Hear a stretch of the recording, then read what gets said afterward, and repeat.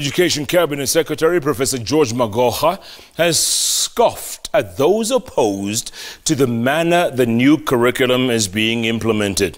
Magoha, who spoke at the unveiling of the new curriculum policy, now wants factions like the Kenyan National Union of Teachers Secretary General Wilson Sossion to focus on solutions to the challenges they find, instead of calling for recall of the implementation of the new curriculum now in its second term.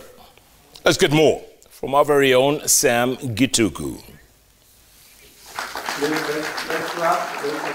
5 months into the new curriculum national rollout, there has been contention that the new system lacks the legal backing. The government now unveiling the policy that should be guiding the process. Critics, including the Kenyan National Union of Teachers, have been calling for a recall of the new curriculum until a sessional paper is enacted. It is still not yet in force, but CS Magoha believes the gaps will be filled progressively. I want to take full responsibility on behalf of government for the delay in the launch of this curriculum. I have said time and again that this was because it was thought prudent that the policy should be launched alongside the sessional paper, which, as we all know, has now been published and is in Parliament. 2 weeks ago, NAT Secretary General Wilson Sossion claimed the new curriculum was being forced on the country for sinister motives, but CS Magoha will hear none of it, insisting the journey is unstoppable. Professor Magoha must stop and think fast about the legality of the curriculum rollout. It is illegal. So if anything, it is the personnel of the ministry, including himself, who are violating the law.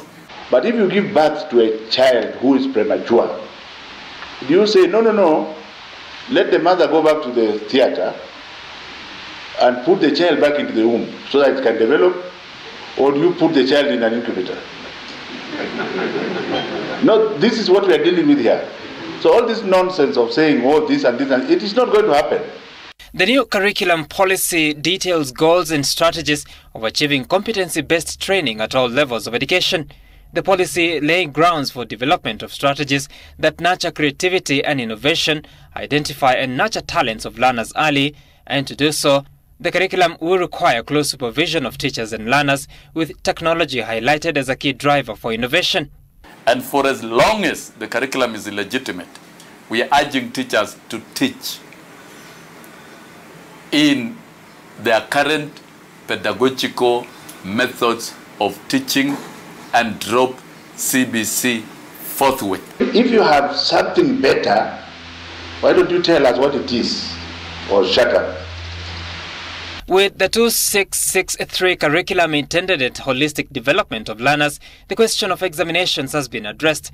The policy seeking to institutionalize formative assessment, meaning both formal and informal means of assessing learners' progress. The mode will emphasize on continuous assessment to identify challenges faced by learners in mastering key skills to prepare them for the labor market.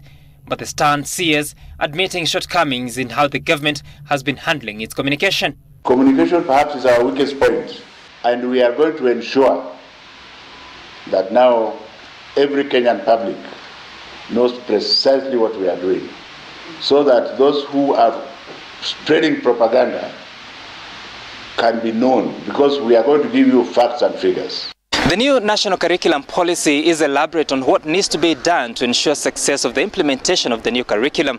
But as to the success of that process will depend more on action to execute it in an environment that is not entirely consensual. Sam Gituku, Citizen TV, Nairobi.